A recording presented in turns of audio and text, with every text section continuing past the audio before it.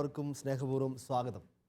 Angeles army മിനിസ്ട്രിയുടെ ഒരു സ്വർഗീയ സമ്മാനം നമ്മുടെ കുഞ്ഞുങ്ങളെ വിശുദ്ധരാക്കി വളർത്താൻ, നമ്മുടെ കുടുംബങ്ങളെ നസ്രത്തിലെ തിരുക്കുടുംബം പോലെ പരിശുദ്ധി കാത്തു സൂക്ഷിക്കാനുള്ള ഒരു ചെറിയ പരിശ്രമം. അതിന് നമ്മെ സഹായിക്കേണ്ടിരിക്കുന്നത് ഏഞ്ചൽസ് ആർമിയുടെ ആദ്യകാലം മുതൽ തന്നെയുള്ള ഒരു കുടുംബമാണ്. തിരുവനന്തപുരത്തു നിന്നുള്ള പ്രിയപ്പെട്ട റേച്ചേട്ടനും സോഭിച്ചിയുമാണ്. രണ്ടുപേരെയും സ്നേഹപൂർവ്വം മധുരവഴിയിലേക്ക് സ്വാഗതം ചെയ്തുകൊള്ളുന്നു. അതോടൊപ്പം തന്നെ നമ്മുടെ പ്രിയപ്പെട്ട ഡെയ്സി ആൻറ്റി ഉണ്ട്.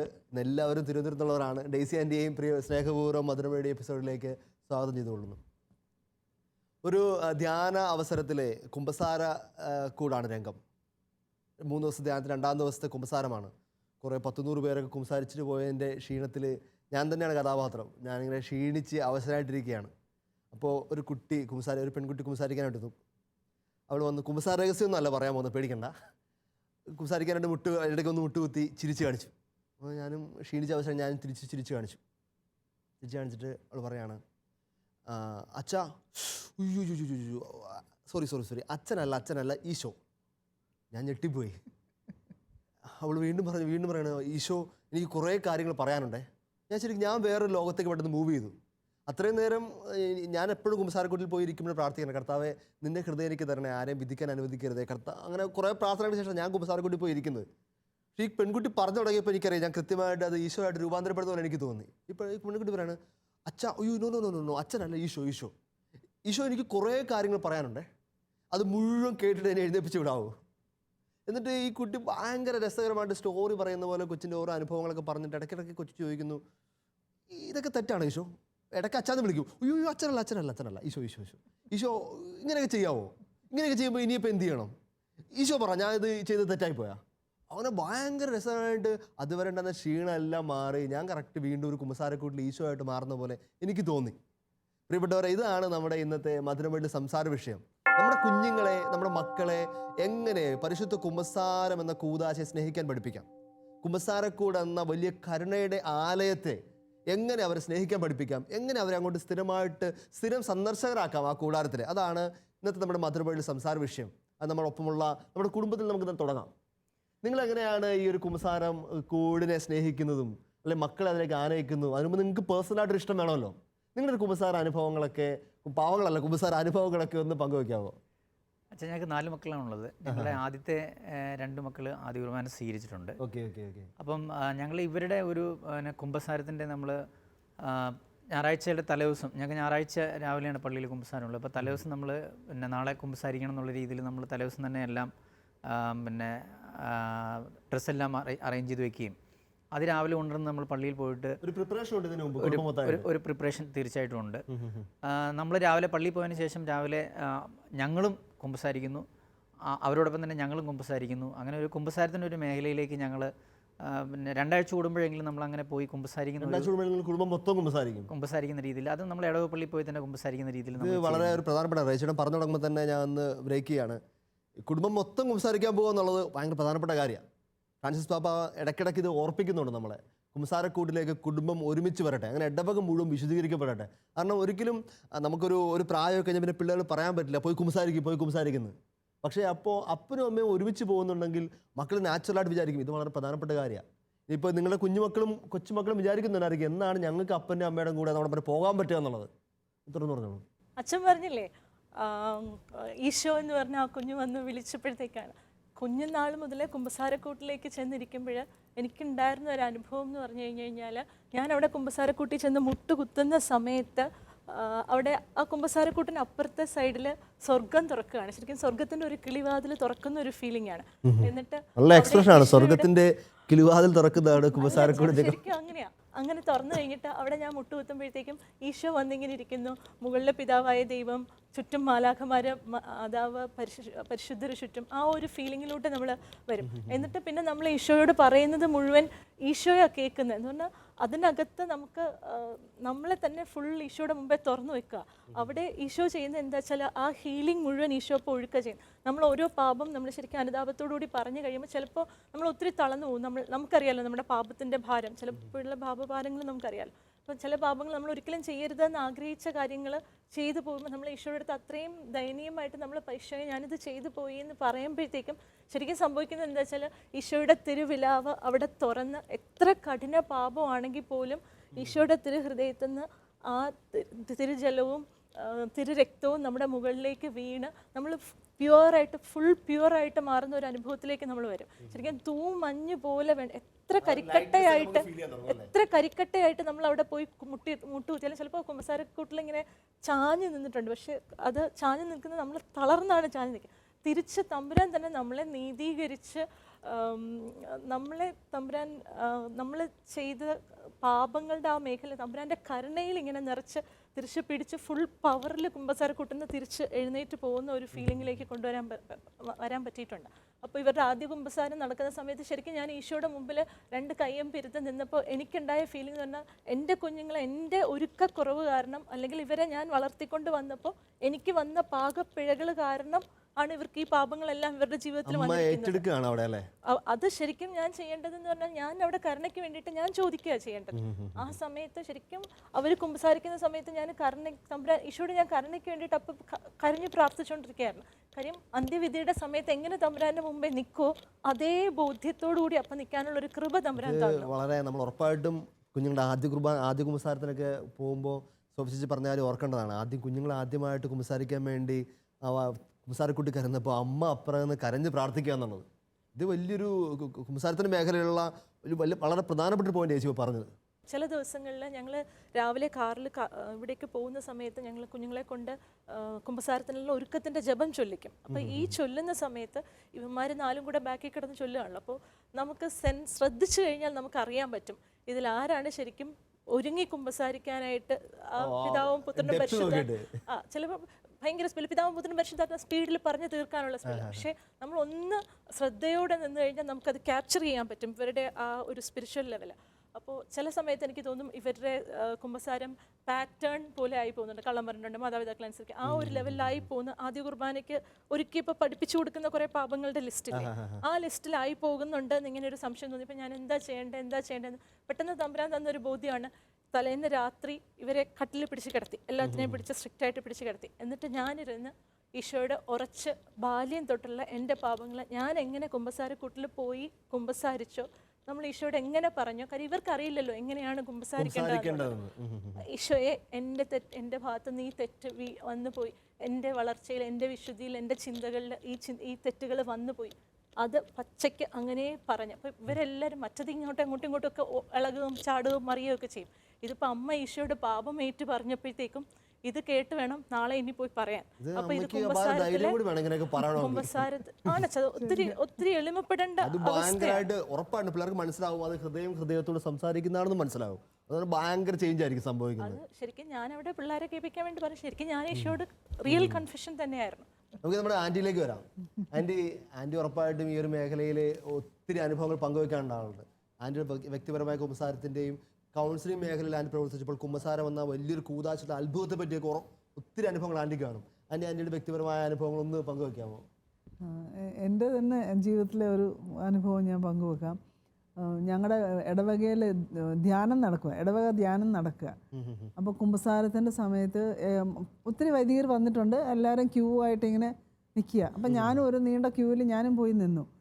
ക്യൂ ഇങ്ങനെ കുറഞ്ഞ് വന്ന് എൻ്റെ മുമ്പിൽ ഒരാൾ മാത്രം ബാക്കിയുള്ളപ്പോഴത്തേന് ഞാനിങ്ങനെ പെട്ടെന്ന് നോക്കിയപ്പോഴത്തേന് എനിക്ക് നല്ല പരിചയവും അടുപ്പമുള്ള വൈദികൻ. ഞാനങ്ങ് ഷോക്കായിപ്പോയി. ഞാൻ വെച്ചാൽ ഈ വൈദികൻ ഇവിടെ എന്തിനാ ഞങ്ങളുടെ ഇടവകയിൽ കുമ്പസാരിക്കാൻ വന്നതെന്ന് ചോദിച്ചു. ഞാനിങ്ങനെ എന്നാ ചെയ്യണം, ഇവിടെ നിന്ന് പോയി വേറെ ലൈനിൽ പോയി നിൽക്കണോ? പക്ഷെ ഇത്രയും ഫ്രണ്ടിൽ വന്നു കഴിഞ്ഞിട്ട് ഇനിയിപ്പം മാറുവാണെങ്കിൽ എല്ലാവരും ശ്രദ്ധിക്കുകയും ചെയ്യും. ഞാൻ എന്നാ ചെയ്യണം ഇപ്പം പെട്ടെന്ന് എൻ്റെ മനസ്സിലേക്ക് വന്നു, അല്ല വൈദികനല്ല അവിടെ ഇരിക്കുന്നത്, ഈശോ ആണ് ഇരിക്കുന്നത്. അപ്പോൾ ഈ വൈദികനെ ഈശോയുടെ കരങ്ങളിലേക്ക് ഞാൻ അങ്ങ് കൊടുത്തു. അമ്മയുടെ വിമല ഹൃദയം വഴി ഈശോയെ ഈ അച്ഛനെ നിൻ്റെ ഹൃദയത്തിലേക്ക് ഞാൻ പ്രതിഷ്ഠിക്കുന്നു. ഈശോ നീ തന്നെ എൻ്റെ പാവങ്ങൾ കേൾക്കണം. നീ തന്നെ ആൻറ്റി പറയുമ്പോൾ ഞാൻ ഒന്ന് ബ്രേക്ക് ചെയ്തിട്ട് ഈ ഭാവം എംഫസൈസ് ചെയ്യുവാണ്. കുറേ പേർക്കുള്ള വലിയ സംശയം കൂടിയാണിത്. നമുക്ക് പരിചയമുള്ള വൈദികരുടെ അടുക്കലേക്ക് ചെന്ന് നമ്മൾ കുമ്പസാരിക്കാൻ ചെന്നാൽ ഇവരെന്നെ വിചാരിക്കും, എന്നെ ഈ വൈദികൻ പിന്നെ ഈ കണ്ണോടെ തന്നെ കാണുമോ, പുറത്തിറങ്ങി കഴിയുമ്പോഴത്തേക്ക് വല്ലതും ചോദിക്കുമോ? അല്ലെ ചിലവരൊക്കെ പറഞ്ഞിട്ടുണ്ട്, ചില ഭാവങ്ങളൊക്കെ വിട്ടുകളഞ്ഞെന്ന് പറഞ്ഞിട്ടുണ്ട്. കാരണം ചില കഠിനമായ ഭാവങ്ങളൊക്കെ ഇവിടെ പറഞ്ഞില്ല. കാര്യം എന്താണെന്നറിയോ, എൻ്റെ പരിചയമുള്ള വൈദികനല്ലേ, അതുകൊണ്ട് ചില കുഞ്ഞു നമ്മൾ ചെറിയ പടക്കങ്ങളൊക്കെ പൊട്ടിച്ച് വലിയ അമിട്ടൊക്കെ കൈ സൂക്ഷിച്ചു വെച്ചെന്ന് ഇങ്ങനെ ഒരു ഫണ്ണി വേനൽ പങ്കുവച്ചിട്ടുണ്ട്. പക്ഷെ അത് വലിയൊരു തെറ്റിദ്ധാരണയാണ്. ഒരു വൈദികനും ഒരിക്കലും അങ്ങനെ നിങ്ങളെ കണ്ണോട് കാണാൻ പറ്റില്ല. അങ്ങനെ കാണുന്നെങ്കിൽ അവൻ വൈദികനല്ല. എപ്പോഴെങ്കിലും ഈ കൺഫെഷൻ സീൽ എന്നാണ് പറയുന്നത്, ഏതെങ്കിലും മേഖലയിൽ ഒരു നോട്ടം കൊണ്ടോ സംസാരം കൊണ്ടോ അല്ലെങ്കിൽ വേറെ റെഫറൻസ് കൊണ്ടോ പോലും മറ്റൊരാളുടെ കുമ്പസാരത്തിൻ്റെ മേഖലയിലെ ഏതെങ്കിലും കാര്യങ്ങൾ പങ്കുവെക്കപ്പെടുന്നുണ്ടെങ്കിൽ അത് ഉറപ്പായിട്ടും ആ വൈദികൻ അതിൽ തന്നെ അദ്ദേഹത്തിൻ്റെ വൈദികത്വം അല്ലെങ്കിൽ ഇക്സോഫാത്തോ അദ്ദേഹം വൈദികൻ അല്ലാതായി മാറുകയാണ്. അപ്പോൾ അതുകൊണ്ട് എല്ലാവർക്കും ഉറപ്പാണ് കുമ്പസാരക്കൂട് ഉറപ്പായിട്ടും ഒരു നിധി പോലെ സൂക്ഷിക്കുന്ന സ്ഥലം തന്നെയാണ്. നമ്മൾ കൊണ്ടുവച്ച കാര്യങ്ങളെല്ലാം അടച്ചുപൂട്ടി സൂക്ഷിക്കുകയാണ്, ഒരിക്കലും അവിടെ നിന്നൊന്നും പുറത്തു പോവുകയില്ല. ഞാൻ തുടർന്നോളൂ. അപ്പോൾ അങ്ങനെ സമർപ്പിച്ച് പ്രാർത്ഥിച്ചിട്ട് ഞാൻ പോയി മുട്ടുകുത്തി കുമ്പസാരിച്ചു.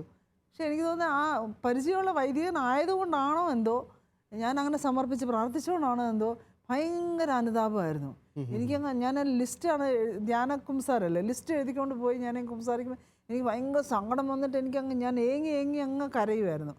ഏങ്ങി കരഞ്ഞിട്ട് ഞാൻ അവിടെ നിന്ന് പിന്നെ എഴുന്നേറ്റ് ഇങ്ങനെ പോരുമ്പോഴത്തേന് എൻ്റെ മോളത് കണ്ട്. അപ്പോൾ അവൾ വൈകിട്ട് എന്നോട് ചോദിച്ചു, മമ്മി ഭയങ്കരമായിട്ട് കരഞ്ഞല്ലോ കുമ്പസാരിച്ച് കഴിഞ്ഞ്, അച്ഛൻ വഴക്ക് പറഞ്ഞല്ലേ എന്ന് പറഞ്ഞു.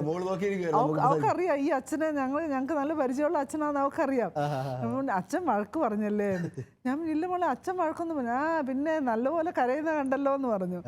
ഞാൻ മോനെ അത് അച്ഛൻ വഴക്ക് പറഞ്ഞിട്ടല്ല, എനിക്ക് ഭയങ്കരമായിട്ട് ഈശോയെ ഞാൻ വേദനിപ്പിച്ച കാര്യം ഓർത്ത് ഞാനങ്ങ് സങ്കടപ്പെട്ടു പോയതാണ്.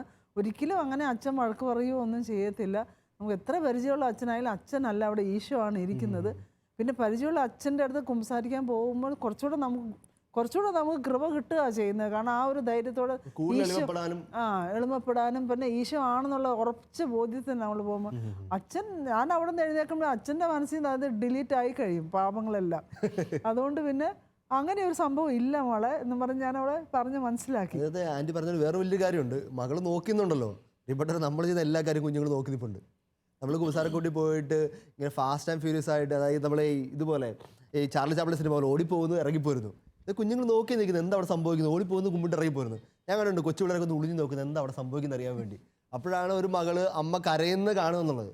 ആ കുഞ്ഞിന് മനസ്സിലായി കുമ്പസാരക്കൂട്ടിൽ കരയേണ്ട സ്ഥലം കൂടിയാണ്, അനുതാപം കൊണ്ട് കരയേണ്ട. ഞങ്ങൾ ഓർക്കുന്നുണ്ട്, ഞങ്ങളെ കുമ്പസാരത്തെ പറ്റി പഠിപ്പിച്ച വൈദികൻ, തിയോളജി പഠിപ്പിച്ച വൈദികനെ പ്രകാരം പറഞ്ഞാൽ ഓർക്കുന്നുണ്ട്, നിങ്ങൾ ഒരിക്കലെങ്കിലും നിങ്ങളുടെ കുമ്പസാരക്കൂട്ടിൽ ഒന്ന് ചങ്കുപൂട്ടി കരഞ്ഞിട്ടില്ലെങ്കിൽ ഇതുവരെ നിങ്ങൾ സത്സന്ധമായിട്ട് കുമ്പസാരിച്ചിട്ടില്ലെന്ന് ഞാനത് പിന്നീട് പല പ്രാവശ്യം അനുഭവിച്ചിട്ടുണ്ട്. അതിൻ്റെ തുടർന്നു, സോറി. അപ്പോൾ ഇപ്പോൾ അവൾ എന്നോട് പറഞ്ഞു, ശരിയാ മമ്മി, ഞാനും കുമ്പസാരിക്കും എനിക്ക് ഭയങ്കര സങ്കടം വരാറുണ്ട്. വേറെ ഒന്നുമല്ല എനിക്ക് എന്നുവെച്ചാൽ ഞാൻ ചെയ്ത പാവം തന്നെ വീണ്ടും അത് തന്നെ ഞാൻ വീണ്ടും കുമ്പസാരിച്ചുകൊണ്ടിരിക്കുകയാണ്. എപ്പോഴും കുമ്പസാരിച്ചിട്ട് അവിടെ നിന്ന് എഴുന്നേറ്റ് അവിടെ വരെ പോയി പെനൻസ് പറയുന്നതിന് മുമ്പ് തന്നെ ചിലപ്പോൾ വീണ് പോകും. തമാശയായിട്ട് അവൾ പറഞ്ഞാൽ അവിടെ കുമ്പസാരക്കൂട്ടിലൊക്കെ താമസിച്ചാലോ എന്ന് ഞാൻ വിചാരിച്ചു പോകുന്നു. ഇത്രയും ഇപ്പം ഈശോയ്ക്ക് ഭയങ്കര വിഷമം വരത്തില്ല, അത് ഓർത്തിട്ട് എനിക്ക് ഭയങ്കര സങ്കടം. പക്ഷെ എന്നാ ചെയ്യാനാന്ന് പറഞ്ഞു. ഞാൻ പറഞ്ഞു, മോളെ അതിനകത്ത് ഒരു വിഷമവും നീ വിചാരിക്കേണ്ട. പത്രോസ് വീണപ്പോൾ എഴുന്നേറ്റു, യൂദാസ് വീണപ്പോൾ എഴുന്നേറ്റ് ഈശോയുടെ അടുത്തേക്ക് പോയില്ല. അപ്പോൾ അതുകൊണ്ട് നമ്മൾ വീണാലോ, നീ ഇന്നലെ ഞാൻ കുമ്പസാരിച്ച ഇതേ പാപം ഞാൻ എങ്ങനെയാണ് കുമ്പസാരിക്കുന്നത്, എന്ത് വിചാരിച്ച് നീ ഒരിക്കലും കുമ്പസാരം മാറ്റി വെക്കരുതെന്ന് പറഞ്ഞു. എപ്പോൾ പാപം ചെയ്തു എന്ന് തോന്നിയോ, എപ്പോൾ ചെളി പറ്റിയെന്ന് തോന്നിയോ ആദ്യത്തെ അവസരത്തിൽ നീ പോയി കുമ്പസാരിച്ചോണം. കാരണം എനിക്ക് തന്നെ അനുഭവമുള്ളതാണ്, സ്ഥിരമായിട്ട് കുമ്പസാരിക്കുന്ന പാപങ്ങൾ കുറേ നാൾ കഴിഞ്ഞപ്പോഴത്തേന് ആ പാപം വെറുത്ത് ഉപേക്ഷിക്കാനുള്ള കൃപ എനിക്ക് കുമ്പസാരക്കൂട്ടി കിട്ടി. ഈ കുമ്പസാരക്കൂടിനെ പറ്റിയുള്ള വലിയൊരു പ്രബോധനം തന്നെയത്. നമ്മളെപ്പോഴും വിചാരിക്കും കുമ്പസാരക്കൂട് എന്നുള്ളത് ഈ പാപമോചനം കിട്ടാൻ മാത്രമുള്ള സ്ഥലമാണ്. അല്ല, പാപമോചനം കിട്ടാനുള്ള സ്ഥലം മാത്രമല്ല, അതിനേക്കാൾ ഉപരിയായിട്ട് ഒരു പടി കൂടി ഉപരിയായിട്ട് തന്നെ ഒരു വലിയൊരു ഗ്രേസ് കിട്ടാനുള്ള സ്ഥലം, കൃപ കിട്ടാനുള്ള സ്ഥലമാണ്. നമുക്ക് അടുത്ത കാലഘട്ടത്തിലേക്ക് ഞാൻ ഈ പിള്ളേരൊക്കെ കുമ്പസാരിക്കാൻ വരുമ്പോൾ പറഞ്ഞു കൊടുക്കാറുണ്ട്. അതായത് ശരിക്കും ഒരു കുമ്പസാരക്കൂട് എന്ന് പറഞ്ഞാൽ ഒരു ഫ്യൂവൽ സ്റ്റേഷൻ പോലെ, ഇവിടെ പെട്രോൾ പമ്പൊക്കെ പോലാണ്. ഇവിടെ വണ്ടി കൊണ്ട് കയറ്റി പെട്രോൾ അടിച്ചില്ലെങ്കിൽ കുറച്ച് നേരം വഴി കിടക്കും. അതുപോലാണ് പെട്രോൾ. കുമ്പസാരക്കൂടി കയറി ഒന്ന് നിറച്ചിട്ട് പോകണം, എന്നാലും അടുത്തൊരു 1-2 ആഴ്ചത്തേക്കുള്ള ഒരു ശക്തി എനർജിയെ കിട്ടത്തുള്ളൂ. അല്ലെ ആത്മാവിനെ ചത്തേ കുത്ത് എന്ന് പറഞ്ഞ് നടന്നുകൊണ്ടിരിക്കും. അതിന് പറഞ്ഞോളൂ. അതായത് പാപം വെറുക്കാൻ, ആ പാപം വെറുക്കാനുള്ള. അപ്പോൾ എത്രയും പ്രാവശ്യം കുമ്പസാരിക്കുന്നോ അത്രയും ആ കുമ്പസാരക്കൂട്ടി നമ്മൾ എഴുന്നേറ്റ് വരുമ്പോഴത്തേക്കും നമുക്കൊരു ശക്തിയാണ്, ഇനി ഇത് ഞാൻ ചെയ്യത്തില്ല എന്നുള്ള ഒരു തീരുമാനം. ഈശോയെ ഞാൻ വേദനിപ്പിച്ചു എന്നുള്ള ആ ഒരു തീരുമാനത്തോടെ അവിടെ നിന്ന് എഴുന്നേറ്റ് വരാനും, അത് എത്രയും ഫ്രീക്വൻ്റ് ആയിട്ട് നമ്മൾ കൺഫെഷൻ ചെയ്യുന്നു അത്രയും നമുക്ക് അതിനകത്തുള്ള ആ ശക്തിയും കൃപയും കിട്ടുന്നു എന്നുള്ള എൻ്റെ പേഴ്സണലായിട്ടുള്ള ഒരു. ആൻറ്റിയുടെ ഈ മകൾ പറഞ്ഞ കാര്യം നമ്മൾ ഉറപ്പായിട്ട് നമ്മുടെ കുടുംബങ്ങളിൽ ഡിസ്കസ് ചെയ്യേണ്ട കാര്യം കൂടിയാണ്. അതായത് പലപ്പോഴും നമുക്ക്, എന്നോട് ഒരു 75-80 കഴിഞ്ഞ അമ്മാമ്മ കഴിഞ്ഞ ദിവസം ചോദിച്ചതാണ്, അച്ഛാ ഞാൻ എന്തിനാണ് കുമ്പസാരിക്കാൻ വരുന്നത്, ഇതേ ഭാവം തന്നെ എല്ലാ ആഴ്ച പറഞ്ഞുകൊണ്ടിരിക്കുന്നത്, വർഷങ്ങളായിട്ട് പറഞ്ഞുകൊണ്ടിരിക്കുന്നത്. അതായത് പലപ്പോഴും ഒന്ന് ആൾക്കാർക്ക് കുറ്റബോധമുണ്ട്, അതിൽ നിന്ന് മാറി നടക്കാൻ പറ്റാത്തതിൻ്റെ. പിന്നെ എന്തിനാ വീണ്ടും അതേ തന്നെയല്ലേ, ചിലതൊക്കെ ഒരേ ലിസ്റ്റ് തന്നെയാണ്. എനിക്ക് നല്ല മനോഹരമായ അനുഭവം ഉണ്ട്, ഒരിക്കൽ പങ്കുവെച്ചാന്ന് തോന്നുന്നു. ഒരു ആദ്യ കുമ്പസാരത്തിന് വേണ്ടി ഞാൻ ഇരിക്കുകയാണ്. അപ്പോഴത്തേക്ക് ആദ്യം 2 പിള്ളേരുടെ മാത്രം സ്പെഷ്യൽ കുമ്പസാരമാണ്, ആദ്യ കുർബാന സീറമാണ്. അപ്പോൾ ആദ്യത്തെ കൊച്ചു വന്നു, അവർ വിദേശത്ത് നിന്ന് വന്നതാണ്. അപ്പോൾ നാട്ടിൽ വന്ന് പ്രിപ്പറേഷനൊക്കെ നടത്തി 2-3 ആഴ്ചത്തെ കോച്ചിങ് ക്ലാസ്സൊക്കെ കഴിഞ്ഞ് അവർ വന്നേക്കാം. അപ്പോൾ ഒരു വെള്ള പേപ്പറിൽ മുകളിൽ 3 റോസാപ്പൂവും താഴെ 2-3 എതളൊക്കെ വരച്ച ഒരു വെള്ള പേപ്പറാണ്. അപ്പോൾ അതൊരു 1, 2, 3, 4, 10 പാവകളുടെ ലിസ്റ്റൊക്കെ ഉണ്ട്. കൊച്ചു വന്ന് ആദ്യത്തെ കൊച്ചു വന്നതെല്ലാം പറഞ്ഞു. അപ്പോൾ ഞാൻ കൊച്ചിനെ കുറച്ച് സംസാരിച്ചു, കംഫർട്ട് ചെയ്തു, പാവം കൊടുത്തു വിട്ടു. അത് കഴിയുമ്പോൾ കൊച്ചിൻ്റെ അനിയത്തി വരികയാണ്, 2 ആദ്യ കുർബാനയാണ്. ഞാൻ നോക്കിയപ്പോൾ അതേ വെള്ള പേപ്പർ, അതേ 3 റോസാപ്പൂ മേളിൽ, അതേ താഴെ 4 എതിരെ 10 നമ്പർ കൃത്യമായിട്ട്. ഞാൻ കൊച്ചിനെ ചോദിച്ചു, പോളെ ഇത് ചേച്ചി കൊണ്ടുവന്ന ലിസ്റ്റ് പോലെ അച്ഛന് തോന്നുന്നല്ലോ. ആ അത് അങ്ങനെ അച്ഛാ, അത് ആൻറ്റി ഞങ്ങൾക്ക് ഇന്നലെ പറഞ്ഞ് എഴുതി തന്നതാണ്. ആദ്യ കുമ്പസാരത്തിനൊക്കെ ഓക്കെ, കുഴപ്പമില്ല, കുഞ്ഞുങ്ങൾക്ക് അറിയത്തില്ല, പിള്ളേർ പഠിച്ച് വരുന്നല്ലേ ഉള്ളൂ. പക്ഷേ പിന്നീടുള്ള സമയങ്ങളിലൊക്കെ ശരിക്കും കുഞ്ഞുങ്ങളെ മനസ്സിലാക്കി കൊടുത്തിട്ടില്ലെങ്കിൽ അതൊരു ചടങ്ങ് പോലെ, കടത്തിന് പോലെ ആയിപ്പോവും. നിങ്ങൾ വീട്ടിൽ എങ്ങനെയാണ് പിള്ളേരെ, നേരത്തെ നിങ്ങൾ പറഞ്ഞല്ലോ വണ്ടിയെ വെച്ച് ഒരുക്കുക, എനിക്ക് ഭയങ്കര ഇൻട്രസ്റ്റിംഗ് ആയിട്ട് തോന്നി. വണ്ടിയെ വെച്ച് ഒരുക്കുക, തലേദിവസം കിടക്കുന്നതിന് മുമ്പ് ഒരുക്കുക, അതിൻ്റെയൊക്കെ ഒരു മാറ്റം ശരിക്കും കുഞ്ഞുങ്ങൾക്ക് ഫീൽ ചെയ്യുന്നുണ്ടോ? ഈ വണ്ടിയിൽ വെച്ചും തലേദിവസം ഒരുക്കുന്നത് കൂടാതെ പ്രത്യേകിച്ച് നമുക്ക് കുഞ്ഞുങ്ങളായിട്ട് ഏറ്റവും കൂടുതൽ ഇൻട്രാക്ട് ചെയ്യുന്ന, പ്രത്യേകിച്ച് കൊച്ചു പെൺകുട്ടികൾ, കുഞ്ഞാൺകുട്ടികളെ നമ്മളെ കുളിപ്പിക്കുന്ന ഒരു സമയമുണ്ടല്ലോ, ആ സമയമാണ് ആദ്യം ഇവർക്ക് നമുക്ക് വിശുദ്ധിയെക്കുറിച്ച് പറഞ്ഞു കൊടുക്കുന്നത്, ബേസ് ഇട്ട് കൊടുക്കാൻ പറ്റുന്ന സമയം അതാണ്. ഞാൻ ഈശോയുടെ, എൻ്റെ അനുജത്തിയുടെ ഭാഷയിൽ ഞാൻ ഈശോയുടെ പള്ളിയാണ്, എൻ്റെ ശരീരം ഈശോയുടെ പള്ളിയാണ്. പിന്നെ ഞങ്ങൾക്ക് ഒരു പ്രാർത്ഥനയുണ്ട്, ഹീസോപ്പ് കൊണ്ട് എന്നെ കഴുകണമേ, ഞാൻ നിർമ്മലനാകും. അപ്പോൾ ഈ സംഭവങ്ങൾ ഇവരുടെ ആ പോയിന്റിൽ നമ്മൾ ഇട്ട് കൊടുത്തു കഴിഞ്ഞാൽ വിശുദ്ധിയുടെ മേഖലയിൽ നിന്ന് ഇവർ അല്പം ഒന്ന് തെറ്റിപ്പോകുമ്പോൾ പോലും ഇവർക്കിത് പെട്ടെന്ന് ക്യാപ്ചർ ചെയ്യും. കാര്യം നമ്മുടെ മക്കളുടെ പാപങ്ങൾ എന്താണെന്ന് അറിയണമെങ്കിൽ ഒന്നും ചെയ്യണ്ട, ഒന്ന് ബാക്ക് അടിച്ച് നമ്മുടെ ബാക്കിലോട്ടൊന്ന് നോക്കിയാൽ മതി. അപ്പോൾ നമുക്ക് ഇവരെ പ്രിപ്പയർ ചെയ്യാൻ തീർച്ചയായിട്ടും നമ്മുടെ പാപ സ്വഭാവങ്ങൾ നമ്മുടെ കുഞ്ഞുങ്ങളിൽ ഏതോ രീതിയിലൊക്കെ പ്രകടമായി തുടങ്ങും. അപ്പോൾ നമ്മൾ ശരിക്കും അവർക്ക് വേണ്ടിയിട്ട് കൂടി നമ്മൾ അനുദപിച്ച് കഴിഞ്ഞു കഴിഞ്ഞാൽ ഇവർ പാപത്തിലേക്ക് വീഴുന്നത് നമുക്ക് സെൻസ് ചെയ്യാൻ പറ്റും, ഒരു രീതിയിലല്ലേ എങ്കിലും വേറൊരു രീതിയിൽ. അതുപോലെ തന്നെ കുഞ്ഞുങ്ങളെ ഒരുക്കുന്നത് ആരൊക്കെ എന്നുള്ളതൊരു ഇമ്പോർട്ടൻറ്റ്. സാധാരണ സിസ്റ്റേഴ്സ് ഒരുക്കാറുണ്ട്. ഇവർക്ക് കുറച്ച് കൂടുതൽ അടുപ്പമുള്ള വ്യക്തികളോട് ഇവരെ ഒരുക്കാനായിട്ട് വിട്ടുകൊടുക്കുന്നത്. എല്ലാ പാപങ്ങളും ചിലപ്പോൾ അവർ നമ്മളുമായിട്ട് ഷെയർ ചെയ്തു എന്നിരിക്കില്ല, പാപങ്ങളുടെ സംശയങ്ങൾ നമ്മളുമായിട്ട് ചോദിച്ചു എന്നിരിക്കില്ല. അപ്പം ഇവർക്ക് വിശ്വാസമുള്ള, നമുക്കും വിശ്വാസമുള്ള വിടുന്നത് നല്ലതായിരിക്കും. പ്രത്യേകിച്ച് തലതൊട്ടമ്മ വന്ന് കുഞ്ഞുങ്ങളെ ആദ്യ കുർബാനയ്ക്ക് വേണ്ടി അതൊരു ഭയങ്കര പവർഫുൾ സംഭവമായിരുന്നു. അത് ശരിക്കും ഒരു വിടുതലിന്റെ മേഖലയായിരുന്നു. അനുജത്തി വന്ന് ഒരുക്കി കുമ്പസാരിപ്പിച്ചു. അവളുടെ പ്രാർത്ഥനയും അവളുടെ ഒരുക്കവും ഞാൻ ചെയ്യുന്നതിനെക്കാട്ടിയും ഷാർപ്പ് ടു ദ പോയിന്റ് അവൾക്ക് ചെയ്യാൻ പറ്റുമായിരുന്നു. അത് വളരെ ബ്യൂട്ടിഫുൾ ആയിട്ടുള്ള ഒരു സംഭവമായിട്ട് ഫീൽ ചെയ്ത ഒരു സംഭവമാണ്. നിങ്ങളുടെ കുഞ്ഞുങ്ങളുടെ ഫ്രീക്വൻസി ഓഫ് കൺഫെഷൻ അതെപ്പോഴും ഇങ്ങനെ എല്ലാവർക്കും സംശയമുള്ള കാര്യമാണ്. ഞാൻ കഴിച്ച ഇങ്ങനെ പള്ളിയിൽ പുറകിലിരുന്നപ്പോഴത്തേക്ക് ഒരു അമ്മച്ചിന് കുമ്പസാരിക്കാൻ വന്നിരുന്നു, ഫേസ് ടു ഫേസ് കുമ്പസാരാണ്. അപ്പോൾ അമ്മച്ചി പറഞ്ഞു, അച്ഛാ ഒരു ചെറിയ ജാള്യതയൊക്കെയാണ്, അച്ഛാ ഒരു വർഷമൊക്കെ കഴിയാറായെന്ന് തോന്നുന്നു കുമ്പസാരിച്ചിട്ട്. ഞാൻ പറഞ്ഞു, അമ്മച്ചി മിക്കവാറും പള്ളിയിലൊക്കെ വരുന്നതാണല്ലോ, എന്നാൽ പിന്നെ ഇടയ്ക്കൊക്കെ കുമ്പസാരിച്ചുകൂടെ? അതെന്താ അച്ഛാ അങ്ങനെ കുമ്പസാരിക്കുന്നത്? ആണ്ടിൽ ഒരിക്കലും കുമ്പസാരിക്കണമെന്നാണല്ലോ സഭ പഠിപ്പിക്കുന്നത്. ഞാൻ പറഞ്ഞു, അമ്മച്ചി ഗ്രാമർ തെറ്റിപ്പോയതാണ്, ആണ്ടിൽ ഒരിക്കലെന്നല്ല, ആണ്ടിൽ ഒരിക്കലെങ്കിലും കുമ്പസാരിക്കുന്നതാണ് സഭ പ്രോത്സാഹിപ്പിക്കുന്നത്.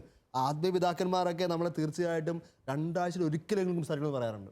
പ്രത്യേകിച്ച് നമ്മുടെ വിശുദ്ധർ, പല വിശുദ്ധരും ഡെയിലി കൺഫെഷൻ പോകുന്ന ആൾക്കാരാണ്. ഡെയിലി മാർപ്പാപ്പ പോലും എല്ലാ വെള്ളിയാഴ്ചകളിലും കുമ്പസാരിക്കുന്ന പറഞ്ഞത് ഫ്രാൻസിസ് മാർപ്പാപ്പ.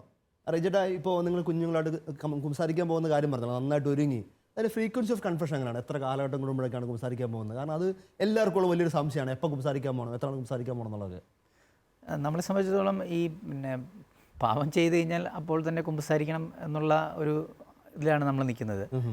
ഇതിന് ഡെയ്സാൻറ്റി മുമ്പ് പറഞ്ഞൊരു കാര്യം എനിക്ക് ഒരുപാട് അനുഭവമുള്ളൊരു സംഭവമാണ്. ഇപ്പം ചില പാപങ്ങൾ, നമ്മൾ ചെയ്ത പാപങ്ങൾ വീണ്ടും അത് പറയുമ്പോൾ ഇപ്പോൾ എന്തിനാണ് കുമ്പസാരിക്കുന്നത്, ഞാൻ കുമ്പസാരിച്ച് കഴിഞ്ഞാലും വീണ്ടും ഞാൻ ഈ പാപം ചെയ്യുകയാണല്ലോ, അങ്ങനെ ഒരു ഫീലിംഗ് എനിക്ക് വന്നിട്ടുണ്ടായിരുന്നു. അപ്പോൾ അതിൽ പക്ഷേ എനിക്ക് ഈ പറഞ്ഞ പോലെ ഈ അനുതാപം വന്നിട്ട് ദൈവം എന്നെ ഇതിൽ നിന്ന് രക്ഷപ്പെടുത്തണമേ എന്നുള്ളൊരു പ്രാർത്ഥനയോടുകൂടി നമ്മൾ വീണ്ടും കുമ്പസാരിക്കുമ്പോൾ അതിൻ്റെ ഒരു അടിമത്തത്തിൽ നിന്ന് ശരിക്കും പറഞ്ഞാൽ ഒരു ബന്ധനമായിട്ടാണ് നമുക്ക് തോന്നുന്നത്. ബന്ധനത്തിൽ നിന്ന് ഈ കുമ്പസാരത്തിൻ്റെ ഒരു കൂദാശിയുടെ ഒരു ഫലമായിട്ട് നമുക്ക് അതിൽ നിന്നൊരു വിടുതൽ കിട്ടുന്നതായിട്ട് നമുക്ക് തോന്നിയിട്ടുണ്ട്. ചില സമയത്ത് നമ്മൾ ചില പാപങ്ങൾ നമ്മൾ പറയണമെന്ന് വിചാരിച്ചു പോയിട്ട് നമ്മൾ ആ പാപം അതിൽ പറയാൻ പറ്റിയില്ല. അപ്പോൾ തിരിച്ചു വരുമ്പോൾ അയ്യോ ആ പാവം ഞാൻ പറഞ്ഞില്ലല്ലോ എന്നുള്ളൊരു കുറ്റബോധങ്ങൾ കുറ്റബോധങ്ങൾ. അപ്പോൾ അതിനകത്ത് നമുക്ക് എന്താണ് നമുക്ക് ആക്ച്വലി അതിനകത്തൊരു കുറ്റബോധത്തിൻ്റെ ആവശ്യമില്ല. നമ്മളിങ്ങനെ സഭ പഠിപ്പിക്കുന്നുണ്ടല്ലോ, കുറച്ച് സ്റ്റെപ്പ് ഉണ്ടല്ലോ കുമ്പസാരത്തിന് ഇങ്ങനെ ഒരുങ്ങാം.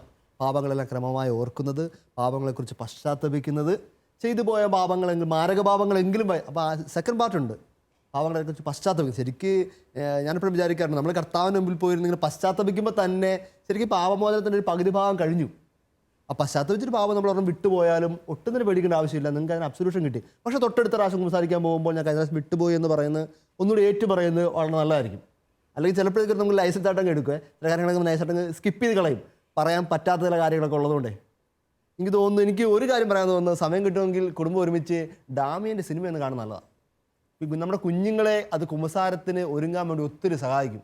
ഡാമിയൻ്റെ കഥ എല്ലാവർക്കും അറിയാം. മൊറോക്കോ ദ്വീപിൽ പോയി കുഷ്ഠരോഗം പിടിപെട്ട ആ ഡാമിയൻ്റെ കഥ എല്ലാവർക്കും അറിയാം. അച്ഛനായിരുന്ന സമയത്താണ് കുഷ്ഠരോഗം പിടിപെടുന്നത്. അവിടെ വെച്ച് ഡാമിയൻ ആകെ കുഷ്ഠരോഗം പിടിപെട്ടിട്ട് ബിഷപ്പ് ഹൗസിലേക്ക് ആവശ്യപ്പെട്ട ഒരേ ഒരു സഹായം മാത്രമേ ഉള്ളൂ, മരുന്നിനോ പണമോ ഒന്നും ആവശ്യപ്പെട്ടില്ല. എനിക്ക് എല്ലാ മാസവും ഒരു വൈദികനെ വിട്ടു തരണം കുമ്പസാരിക്കാൻ വേണ്ടി. കുമ്പസാരിപ്പിക്കാൻ വേണ്ടിയുള്ള വൈദികൻ ഒരു കപ്പലിൽ കയറ്റി കുറേ നാൾക്ക് ശേഷം മാസങ്ങൾക്ക് ശേഷം വരുന്നത്. അപ്പോൾ കപ്പൽ മൊറോക്കോ ദ്വീപിനെ കുറച്ചൊക്കെ മാറ്റി നിർത്തി. അപ്പോൾ അച്ഛൻ പറഞ്ഞു, എനിക്ക് ചെറിയ വെള്ളം എന്താ, ഞാൻ അകത്ത് പോയി കുമ്പസാരിപ്പിച്ചിട്ട് വരാമെന്ന് പറഞ്ഞു. അപ്പോൾ ചെറിയ ബോട്ടറൊക്കെ കൊടുക്കാറുണ്ട്. അപ്പോൾ കപ്പിത്താൻ പറഞ്ഞു വിടില്ല, കാരണം എനിക്ക് എൻ്റെ അകത്തുള്ള ഈ ആൾക്കാരെ പറ്റി കൺസേൺ ഉണ്ട്. അച്ഛൻ കുമ്പസാരിപ്പിക്കാൻ വേണ്ടി, ഡാമിയൻ അച്ഛനെ കുമ്പസാരിപ്പിക്കാൻ വേണ്ടി ദ്വീപിൽ പോകുമ്പോൾ അച്ഛൻ എളുപ്പം രോഗം പിടിച്ചു. സാംക്രമിക രോഗം ആണെന്നൊരു തെറ്റിദ്ധാരണ, കുഷ്ഠം അങ്ങനെയുള്ള ചിന്ത ഉണ്ടായിരുന്നതുകൊണ്ട് പിടിപെടാൻ സാധ്യതയുണ്ട്, അതുകൊണ്ട് പറ്റത്തില്ലെന്ന് പറഞ്ഞു. അപ്പോൾ അവസാനം ഡാമിയൻ ചെയ്തത് കണ്ടാൽ നമ്മൾ കരഞ്ഞു പോകും. ഡാമിയൻ ഒരു കുഞ്ഞു വെള്ളത്തിൽ കയറി കപ്പലിൻ്റെ ഡെക്കിൻ്റെ അടുത്തോട്ട് വന്നിട്ട് ആ വൈദികൻ്റെ അടുത്തോട്ട് ഉറക്കെ വിളിച്ചു പറയുകയാണ് പാവങ്ങളെല്ലാം. അപ്പോൾ നമുക്ക് ഒരാളുടെ കൊതി ഇത്രയും കർത്താവിന് മുമ്പിലും. അന്നേരമാണ് നമുക്കിവിടെ എല്ലാ പള്ളികളിലും കുമ്പസാരക്കൂട് തുറന്നിരിക്കുമ്പോഴത്തേക്ക് ആരും ഗവനിക്കാതെ പോകുമ്പോഴുള്ള കർത്താവിൻ്റെ വിഷമേ. ഓരോ കുമ്പസാരക്കൂടിലും കർത്താവ് ഇങ്ങനെ കുമ്പസാരക്കൂട് തുറന്ന് ഒന്ന് വാ മക്കളെ നിങ്ങളൊന്ന് കയറിയിട്ട് പോകും, നിങ്ങൾക്ക് ഫ്രീ കോസ്റ്റിൽ ഞാൻ നിങ്ങൾക്ക് പാപമോചനം തരാമെന്ന് പറഞ്ഞിരിക്കുകയാണ്. മാതാവിനോട് ചില സമയത്ത് കുമ്പസാരിക്കാൻ ചെന്നിരിക്കുമ്പോൾ വൈദികർ നമുക്ക് ഉപദേശം തരുന്ന കേൾക്കുമ്പോൾ എനിക്ക് തോന്നും, അമ്മേ നിന്റെ മകന് നീ ഇത്രയും വലിയ ജ്ഞാനം കൊടുത്തല്ലോ. അപ്പം കഴിഞ്ഞ ദിവസം ഞാൻ ചെന്ന് ശരിക്കും മാതാവിന്റെ തിരുസ്വരൂപത്തിൽ ചെന്ന് അമ്മയുടെ കൈ പിടിച്ച് അമ്മയ്ക്ക് ഒരു കൺഗ്രാറ്റ്സ് അവസാനം പറഞ്ഞു. കാരണം അത്രയും എന്നെ റിലാക്സ്ഡ് ആക്കി കുമ്പസാര കൂട്ടുന്ന വിടാനായിട്ട്. ശരിക്കും നമ്മുടെ മക്കൾക്ക് നമുക്ക് കാണിച്ചു കൊടുക്കാൻ പറ്റുന്ന, നമ്മൾ ഇന്ന് കാണും നാളെ കാണില്ല, പക്ഷെ അവർക്ക് ജീവിതകാലം മുഴുവൻ അവർക്ക് അപ്രോച്ച് ചെയ്യാൻ പറ്റുന്ന ഒരു കൂടാണ് കുമ്പസാരക്കൂട. ശരിക്കും കുമ്പസാരിക്കാൻ പോകുമ്പോൾ ഞാനെപ്പോഴും ആഗ്രഹിക്കാറുണ്ട് നമ്മുടെ കുഞ്ഞുങ്ങളും കുടുംബമൊക്കെ 3-4 കാര്യങ്ങൾ ശ്രദ്ധിച്ചിട്ട് കുമ്പസാരിക്കാൻ പോകണം എന്നുള്ളത്. ഒന്ന് പ്രധാനപ്പെട്ട കാര്യം, പരിശുദ്ധാത്മാവിനോട് അനുതാപത്തിന് വേണ്ടി തുടർച്ചയായിട്ട് പ്രാർത്ഥിക്കണം. 2, പരിശുദ്ധ അമ്മയുടെ മാധ്യസ്ഥ അപേക്ഷിക്കണം. സാധിക്കുമെങ്കിൽ ജപമാല ചൊല്ലി പ്രാർത്ഥിക്കണം. 3, കാവൽമാലാഖയുടെ സംരക്ഷണം ഉറപ്പായിട്ട് ചോദിച്ചിട്ട് വേണം കുമ്പസാരക്കൂടിലേക്ക് പോകാനായിട്ട്. 4-മത്തെ കാര്യം, അവരുടെ പേട്രൺസ് ഉണ്ട്, നമ്മുടെയൊക്കെ തന്നെയുള്ള പേരിൻ്റെ കാരണക്കാരായ വിശുദ്ധർ. അതോടൊപ്പം തന്നെ കുമ്പസാരത്തിന് വേണ്ടി രക്തസാക്ഷിത്വം വഹിച്ച കുറച്ച് വൈദികരുണ്ട്. പ്രത്യേകിച്ച് വിശുദ്ധ ജോൺ നെബുംസ്യാംസൺ കുമ്പസാരത്തിൻ്റെ സീക്രസി കാത്തുസൂക്ഷിക്കാൻ വേണ്ടി രക്തസാക്ഷിത്വം വഹിച്ച ഈ ചില വിശുദ്ധാത്മാക്കളോട് പ്രാർത്ഥിക്കണം. അത് കഴിഞ്ഞുള്ള കുമ്പസാരത്തിനുണ്ടല്ലോ ഭയങ്കര വ്യത്യാസമായിരിക്കും. ഈ ഒരു 4-5 കാര്യം മറക്കാതെ മാതാപിതാക്കൾ കുഞ്ഞുങ്ങളൊന്ന് ഓർമ്മിപ്പിച്ചിട്ട് കഴിഞ്ഞാൽ നിങ്ങൾക്ക് തികച്ചും അത്ഭുതം കാണാം. നിങ്ങളുടെ ഒരു പുതിയ സൃഷ്ടിയായിട്ട് ഇറങ്ങി വരുന്നത് കാണാൻ പറ്റും. അച്ഛാ, പിന്നെ ഞാൻ ശ്രദ്ധിച്ചിട്ടുള്ള കാര്യമാണ്, പലർക്കും ഉള്ള സംശയമാണ്, എന്നോട് തന്നെ നേരിട്ട് ചോദിച്ചിട്ടുണ്ട്. ഈ അച്ഛന്മാരെയൊക്കെ ഞങ്ങൾക്ക് നല്ലപോലെ അറിയാം. ഈ അച്ഛന്മാരുടെ അടുത്ത് ഈ അച്ഛന്മാരുടെ സ്വഭാവവും അറിയാം, അവരുടെ കുറവുകളും എല്ലാം നല്ലപോലെ അറിയാം. ഈ അച്ഛന്മാരുടെ അടുത്ത് ഞാൻ പോയി കുമ്പസാരിക്കണോ? എന്നെക്കാളും വലിയ പാപിയായിട്ടുള്ള അച്ഛനാണ്, അതെനിക്ക് നല്ലപോലെ അറിയാം. പിന്നെ ഞാൻ എന്തിനാ ഇങ്ങനെയുള്ള അച്ഛൻ്റെ അടുത്ത് പോയി എൻ്റെ പാപങ്ങൾ പറഞ്ഞ് എനിക്ക് പാപപൂർത്തി കിട്ടുമോ എന്നുള്ളൊരു സംശയം പലരും ചോദിക്കാറുള്ളതാണ്. അപ്പോൾ ശരിക്കും പറഞ്ഞാൽ അവർക്കത് അറിയാൻ മേലാഞ്ഞിട്ടാണ്. എന്നിട്ട് ഞാൻ പറഞ്ഞു കൊടുക്കും, ഞാൻ പറയും നിനക്കൊരു സർട്ടിഫിക്കറ്റ് അറ്റസ്റ്റ് ചെയ്യണമെങ്കിൽ നീ ഒരു ഗസറ്റഡ് ഓഫീസറിൻ്റെ അടുത്ത് പോകും. അപ്പോൾ പുള്ളിയുടെ ഒപ്പാണ് നിനക്ക് വേണ്ടിയത്. അപ്പോൾ പുള്ളി നോക്കുമോ, നിങ്ങൾ നോക്കുമോ ആ പുള്ളി കള്ളുകുടിയനാണോ പെണ്ണുകുടിയനാണോ എങ്ങനത്തെ മനുഷ്യനാണോ നല്ലതാണോ ചീത്തയാണോ ഒന്നും നോക്കിയാലേ നിങ്ങൾക്ക് വേണ്ടിയ ഗസറ്റഡ് ഓഫീസറിൻ്റെ ഒപ്പ്. ആൻറ്റി പറഞ്ഞ ശരി, പ്രത്യേകിച്ച് യങ്സ്റ്റേഴ്സിനിടയിൽ അവരെ അച്ഛന്മാരെയൊക്കെ ഇവാലുവേറ്റ് ചെയ്തിട്ട് ഇങ്ങനെ പറയുന്നൊരു കമൻറ്റാണ്. ഇത് നല്ല ഉത്തരം ജോൺ പോൾ രണ്ടാമൻ്റെ ജീവിതത്തിൽ നിന്നുണ്ട്. വിശുദ്ധ ജോൺ പോൾ രണ്ടാമൻ്റെ ഒരിക്കൽ ഒരു ചെറുപ്പക്കാരനായ വൈദികൻ ചില ആവശ്യങ്ങൾക്കായിട്ട് അദ്ദേഹം ഇറ്റലിയിൽ തന്നെ സെമിനാരിൽ പഠിച്ചതായിരുന്നു. റോമിലെ തെരുവിലൂടെ പോയപ്പോഴത്തേക്ക് ഒരു പള്ളിയുടെ പുറത്തേക്ക് ഇറങ്ങി വന്നപ്പോഴത്തേക്ക് കുറേ പേര് ഭിക്ഷക്കാരിപ്പുണ്ട്. പുള്ളി നോക്കിയപ്പോഴത്തേക്ക് നല്ല പരിചയമുള്ളൊരു മുഖം ആ ഭിക്ഷക്കാരുടെ ഇടയിൽ കണ്ടു. പുള്ളി ഞെട്ടിപ്പോയി. പുള്ളിയുടെ ഒപ്പം പട്ടം കിട്ടിയൊരു അച്ഛനത്. പുള്ളി എന്നിട്ട് അടുത്ത് നിന്ന് ചോദിച്ചു, നീ പറഞ്ഞു മിണ്ടാ പൊക്കോളാൻ പറഞ്ഞു, ഓടിച്ചു വിട്ടു. പുള്ളി സംഭവിച്ചില്ല. പുള്ളി പിടിച്ച് മാറി കൊണ്ട് പുള്ളി പറയണം, അതെ ഞാൻ അച്ഛൻ തന്നെ ആയിരുന്നു, എനിക്ക് സംശയമുണ്ടോ? അപ്പോൾ ഞാൻ പൗരോഹിത്യം ഉപേക്ഷിച്ച് പോയി, പല കാരണങ്ങൾ കൊണ്ട് എനിക്ക് പൗരോഹിത്യം വേണ്ട, പൗരോഹിത്യം ഉപേക്ഷിച്ച് പോയി. അപ്പോൾ പുള്ളി പറഞ്ഞു, എടാ അപ്പോൾ ഈ വൈദികൻ ശരിക്കും തിരക്കിലാണ്. പുള്ളി പറഞ്ഞു, നീ എടാ ഞാൻ ഇന്ന ഹോട്ടലിലാണ് താമസിക്കുന്നത്, നീ വൈകുന്നേരം അങ്ങോട്ട് പറയണം, എനിക്ക് ഇതിൽ സംസാരിക്കണം. വേറെ ഒന്നും നിന്നെ നിർബന്ധിക്കാനും വേണ്ടിയല്ല, എനിക്ക് ജസ്റ്റ് കാണാനും സംസാരിക്കാനും വേണ്ടിയാണ്. എന്നിട്ട് അദ്ദേഹം ഇദ്ദേഹത്തിന് നമ്പർ കൊടുത്തിട്ട് വൈകുന്നേരം അവിടെ വന്ന് കാണാൻ പറഞ്ഞു. വൈകുന്നേരം ആയപ്പോൾ ഈ മനുഷ്യൻ പഴയ പോലെ തന്നെ വൃത്തികെട്ട വഴി കിടന്ന അതേ ഉടുപ്പിൽ തന്നെ ഈ വൈദികനെ കാണാൻ വേണ്ടി സുഹൃത്തായ വൈദിക വൃത്തി ഉപേക്ഷിച്ച് പോയെന്ന് പുള്ളി പറയുന്ന ആ വൈദികൻ കാണാൻ വേണ്ടി വന്നു. അപ്പോൾ ശരിക്കും ഇന്ന് നമ്മൾ ആദ്യം പറഞ്ഞ വൈദികന് ജോൺ പോൾ രണ്ടാമനുമായിട്ടുള്ള ഒരു പ്രത്യേക കോൺഫറൻസിൽ ഒരു ചെറിയൊരു ചാൻസ് കിട്ടിയിട്ടുണ്ടായിരുന്നു. അതായത് അവിടെ പിതാവ് ഒരുക്കിയിരിക്കുന്ന ഒരു വിരുന്നിലേക്ക് ഒരു എൻട്രി കിട്ടിയിട്ടുണ്ടായിരുന്നു. അപ്പോൾ അദ്ദേഹം പറഞ്ഞു, നീ എൻ്റെ കൂടെ വാ, നമുക്കൊരു വിരുന്നിന് പോകാമെന്ന് പറഞ്ഞു. എവിടെയാണ് പോകുന്നത് പറഞ്ഞു, പിതാവിൻ്റെ ഒപ്പം, ഞാൻ വരുന്നില്ലെന്ന് പറഞ്ഞു. അവിടെ പരിചയമുള്ള ഒത്തിരി അച്ഛന്മാർ കാണും. അവസാനം നിർബന്ധിച്ച് താടി മുടിയൊക്കെ പഠിപ്പിച്ച് ഈ കൂട്ടുകാരനെ വൈദികൻ നല്ല ഉടുപ്പൊക്കെ ഇടിച്ച് കുട്ടപ്പനാക്കി നേരെ അങ്ങോട്ട് കൊണ്ടുപോയി. അവിടെ ചെന്ന് കഴിഞ്ഞപ്പോഴത്തേക്ക് പിതാവിന് ജസ്റ്റ് എല്ലാവർക്കും ഓരോ മിനിറ്റ് കാണാൻ സമയം കിട്ടി. അപ്പോൾ സമയം കിട്ടിയ ചാൻസിൽ സ്വന്തമായിട്ടൊന്നും പറയാതെ ഈ വൈദികൻ ജോൺ പോൾ രണ്ടാമനോട് ചെന്നിട്ട് പറഞ്ഞു, എൻ്റെ കൂട്ടുകാരൻ അവിടെ ഇരിപ്പുണ്ട്, ചെറിയൊരു സിറ്റുവേഷൻ ഉണ്ടായിരുന്നു, പിതാവ് ഒന്ന് പ്രാർത്ഥിക്കണമെന്ന് മാത്രം പറഞ്ഞു. അപ്പോൾ വിരുന്നിൻ്റെയൊക്കെ ഇടയിൽ പിതാവ് പെട്ടെന്ന് ഈ നടന്ന് ഇവിടെ അടുത്ത് വന്നിട്ട് ഈ കൂട്ടുകാരൻ വൈദികവൃത്തി ഉപേക്ഷിച്ച് പോയെന്ന് പറയപ്പെടുന്ന ആ വൈദികന് തോളിൽ തട്ടിയിട്ട് കൂട്ടിക്കൊണ്ടുപോയി. എല്ലാവരും ഞെട്ടിപ്പോയി. അങ്ങനെ സാധാരണ പിതാവ് ആരെയും കൂട്ടിക്കൊണ്ട് പോകാറില്ല. നേരെ മുറിയിലേക്ക് കൊണ്ടുപോയി. പിന്നെ നടന്നെല്ലാം പിതാവ് പറഞ്ഞ കാര്യങ്ങളാണ്. പിതാവ് ആ മുറിയിലേക്ക് കയറി വൈദികൻ ഇരിക്കാനും പറഞ്ഞു. വൈദികൻ ഇരുന്ന് കഴിഞ്ഞപ്പോഴത്തേക്ക് നേരെ ജോൺ പോൾ രണ്ടാമൻ മാർപ്പാപ്പ ആ മനുഷ്യൻ്റെ മുമ്പിൽ പോയി മുട്ടുകുത്തിട്ട് പറഞ്ഞു, എനിക്ക് കുമ്പസാരിക്കണമെന്ന് പറഞ്ഞു. വൈദിക വൃത്തി ഉപേക്ഷിച്ച് പോയ വൈദികൻ്റെ മുമ്പിൽ വന്ന് നിന്നിട്ട് മാർപ്പാപ്പ പറയുകയാണ്, എനിക്ക് കുമ്പസാരിക്കണമെന്ന്. ആ മനുഷ്യൻ പറഞ്ഞു, ഞാൻ പൊട്ടിക്കരഞ്ഞു പോയി. ഞാൻ പറഞ്ഞു, പിതാവേ ഞാൻ അയോഗ്യനാണ്, എനിക്ക് എന്താ പറയുക, ഞാൻ നിൻ്റെ സഭയുടെ മാർപ്പാപ്പയാണ്, ഞാൻ അധികാരം നിന്നെ കുമ്പസാരിപ്പിക്കാൻ പറഞ്ഞു. പിതാവ് ആ മനുഷ്യൻ്റെ മുമ്പിൽ നിന്ന് കുമ്പസാരിച്ചു. അതിനുശേഷം ആ അച്ഛൻ പിതാവിൻ്റെ മുമ്പിൽ കുമ്പസാരിച്ചു. അങ്ങനെ അദ്ദേഹം പിന്നെ വിശുദ്ധനായ വൈദികനായിട്ട് സഭയിൽ ജീവിച്ചു. ഇതാണ് ഏറ്റവും നല്ല ഉത്തരം. നമ്മൾ യോഗ്യതയല്ല, വൈദികൻ്റെ യോഗ്യതയല്ല, മറിച്ച് കർത്താവ് കൊടുത്ത ആ ഒരു കനിവിൻ്റെ കൈവപ്പ് മാത്രമേ ഉള്ളൂ. അപ്പോൾ നമ്മുടെ സമയം അതിക്രമിച്ചുകൊണ്ട് നമുക്ക് നമ്മുടെ വിഷയം ഇതായിരുന്നു, നമ്മുടെ കുഞ്ഞുങ്ങളെ എങ്ങനെ കുമ്പസാരത്തിന് വേണ്ടി ഒരുക്കാം. ഞാൻ എൻ്റെ ചെറിയ വ്യക്തിപരമായ അനുഭവം പറഞ്ഞ് നിർത്താൻ ആഗ്രഹിക്കുകയാണ്. എൻ്റെ തന്നെ ഒരു കുമ്പസാര അനുഭവമാണ്. ഞാൻ അച്ഛനാവുന്നതിന് മുമ്പ് ഡീക്കനാൻ സമയത്ത് ഒരു ഇച്ചിരി വിഷമത്തിലൊക്കെ നടന്ന സമയത്ത് ഞാൻ കുമ്പസാരിക്കാനായിട്ട് നടക്കുകയാണ്. അപ്പോൾ ഒരു ധ്യാനകേന്ദ്രത്തിന് അടുത്ത് പോയപ്പോഴത്തേക്ക് 2-3 അച്ഛന്മാരിപ്പുണ്ട്. ഞാൻ ആദ്യം കണ്ട അച്ഛൻ്റെ അടുക്കലോട്ട് വന്നു. ഇപ്പോൾ നല്ല മുട്ടയൊക്കെ ആയ മുടിയൊക്കെ പോയ ഒരു വലിയച്ഛനാണ്. ഞാൻ അച്ഛൻ്റെ അടുക്ക് പോയി കുമ്പസാരക്കൊണ്ട് സൈഡിൽ പോയി ഒരു വൺ സൈഡ് മാത്രമുള്ള കുമ്പസാരക്കൊണ്ട് അപ്പോൾ മുട്ടുകുത്തി ഞാൻ പറഞ്ഞു, അച്ഛാ ഞാൻ പാവിയാണ്. നമ്മൾ ആദ്യം പറയുന്ന കാര്യങ്ങളൊക്കെ പറഞ്ഞു. ഞാൻ പറഞ്ഞു, അച്ഛൻ കുഞ്ഞാന്നുകൂടി ഞാൻ പറഞ്ഞു. അപ്പോൾ അച്ഛൻ പറഞ്ഞു, എടാ നീ അച്ഛൻ കുഞ്ഞാണോ, നീ ഇപ്പറേ പാടാന്ന് പറഞ്ഞു. അപ്പോൾ അച്ഛൻ കുമ്പസാരക്കൊണ്ട് പാളിയില്ലാത്ത സൈഡിൽ എന്നെ കൊണ്ട് പിടിച്ച് നിർത്തി. എൻ്റെ തോളൊക്കെ വെച്ചിട്ട് പറഞ്ഞു, പറയണ മോനെ എന്ന് പറയും, തോളലൊക്കെ തട്ടിയിട്ട്. ഞാനിങ്ങനെ വിങ്ങി പൊട്ടാറായിരിക്കും. അപ്പോഴാണ് ഒരാൾ സന്തോഷം, പറയണ മോനെ എന്നൊക്കെ പറഞ്ഞു. ഞാനിങ്ങനെ ഓരോ പാവം പറയുമ്പോൾ അച്ഛനെ തോളെ കൈയിട്ട് തിരുമ്മിക്ക് തരുന്നത്, എന്നെ പുറത്തേക്ക് തിരുമ്പി തന്നുകൊണ്ടിരിക്കുക. കുറച്ച് നേരമൊക്കെ ഞാനിങ്ങനെ റെസിസ്റ്റ് ചെയ്ത് നിന്ന് അച്ഛൻ്റെ മേത്തോട്ട് വീഴാതിരിക്കാൻ വേണ്ടി. അച്ഛനിങ്ങനെ പിടിച്ച് ഓരോ പാവം പറയും, അച്ഛനെ പിടിച്ചമർത്തി അവസാനം ഞാൻ കുമ്പസാരമൊക്കെ കഴിഞ്ഞപ്പോൾ അച്ഛൻ്റെ ഹൃദയത്തിലായി. ഞാനിപ്പോൾ ശരിക്കും ആസ്വദിക്കുമായിരുന്നു. ശരിക്കും കർത്താവ് തന്നെ ഇങ്ങനെ ചേർത്ത് പിടിച്ചിട്ട് ഓരോ കുമ്പസാരക്കൂടും കർത്താവിൻ്റെ ഹൃദയത്തിലേക്കുള്ള ചാഞ്ഞ് കിടക്കാനുള്ള അവസരമാണ്. ഞാൻ ശരിക്കും അവിടെ കിടന്ന് കരഞ്ഞു. അച്ഛൻ്റെ ഹൃദയത്തിൽ അച്ഛൻ ഇങ്ങനെ തലോടി തന്ന് കുറേ നേരം എന്തൊക്കെയോ പറഞ്ഞു, കുറേ നേരം മിണ്ടാതിരുന്നു. പറഞ്ഞു, നീ ധൈര്യമായിട്ട് പൊക്കോളാൻ മോനെന്ന് പറഞ്ഞ് എന്നെ കൈ ഉയർത്തി ആശീർവദിച്ചും കൊണ്ടാണ്. ഞാനത് തിരിഞ്ഞിറങ്ങിയിട്ട് ചോദിച്ചു, ഇത്രയും ചാൻസ് കിട്ടിയല്ലേ, ഞാൻ തിരിച്ച് വന്നിട്ട് കെട്ടിപ്പിടിച്ച് അതിന് ഉമ്മയും കൂടെ കൊടുത്തിട്ട് പോയി. പ്രിയപ്പെട്ടവരെ, ഇത്രയേ ഉള്ളൂ കുമ്പസാരം.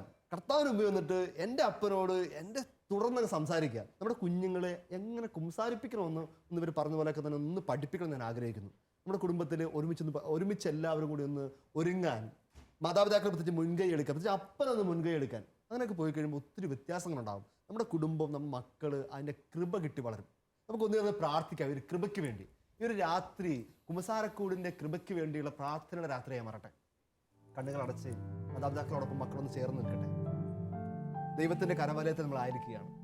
കർത്താവ് ഇറങ്ങി വന്ന കരുണയുടെ കൂടാരമായ കുമ്പസാരക്കൂട്, എല്ലാവരും ചേർത്ത് പിടിക്കുന്ന കുമ്പസാരക്കൂട്, ആരെയും തള്ളിപ്പറയാത്ത, ആരെയും ഒറ്റുകൊടുക്കാത്ത, ആരെയും വിധിക്കാത്ത ഒരേ ഒരിടം.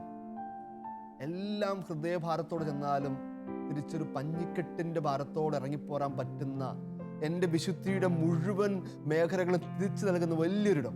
ഒത്തിരി കറപറ്റിപ്പോയ എൻ്റെ വിശുദ്ധിയുടെ വെള്ളക്കുപ്പായത്തെ കുഞ്ഞാടിന് രക്തം കൊണ്ട് കഴുകി നിർമ്മലമാക്കി തരുന്ന ഇടം. തമ്പുരാനെ, ഞാൻ മറന്നു പോയിട്ടുണ്ട് പലപ്പോഴും വരാൻ, ഞാൻ അവഗണിച്ചിട്ടുണ്ട് പലപ്പോഴും വരാൻ. എൻ്റെ അവഗണനകൾ മൂലം എൻ്റെ മക്കൾക്കോ എൻ്റെ കുടുംബത്തിനോ ഒക്കെ കുറവ് വന്നിട്ടുണ്ട്. ഞാൻ അണയും തമ്പുരാനെ, എൻ്റെ കുടുംബത്തോടൊപ്പം എൻ്റെ മക്കൾക്ക് ഞാനൊരു ചാലക ശക്തിയായിട്ട് മാറും എൻ്റെ കരുണയുടെ കൂടാരത്തിൽ വരാനായിട്ട്. എല്ലാ മാതാപിതാക്കളും ആത്മാർത്ഥമായിട്ട് പ്രാർത്ഥിക്കട്ടെ. യുവജനങ്ങളും മക്കളും എല്ലാം ആ കുമ്പസാരക്കൂടിൻ്റെ കൃപയ്ക്ക് വേണ്ടി പ്രാർത്ഥിക്കട്ടെ. കരുണയുടെ നല്ല അപ്പൻ്റെ കരതലോടെ വെക്കാനുള്ള കൃപയ്ക്ക് വേണ്ടി പ്രാർത്ഥിക്കട്ടെ. നല്ല അപ്പൻ്റെ മുമ്പിൽ തല കുനിച്ച് നിന്ന് പരിശുദ്ധ അമ്മയ്ക്കൊപ്പം നമുക്ക് ആശീർവാദം സ്വീകരിക്കാം. നമ്മുടെ കർത്താവ് ഈശോ മിശിഹായുടെ കൃപയും പിതാവായ ദൈവത്തിൻ്റെ സ്നേഹവും പരിശുദ്ധാത്മാവിൻ്റെ സഹവാസവും പരിശുദ്ധ അമ്മയുടെയും സ്വർഗം മുഴുവൻ്റെയും മാധ്യസ്ഥവും സംരക്ഷണവും നമ്മൾ എല്ലാവരും ഉണ്ടായിരിക്കട്ടെ, ഇപ്പോഴും എപ്പോഴും എന്നേക്കും. ഈശോ മിശിഹായ്ക്ക് സ്തുതിയായിരിക്കട്ടെ.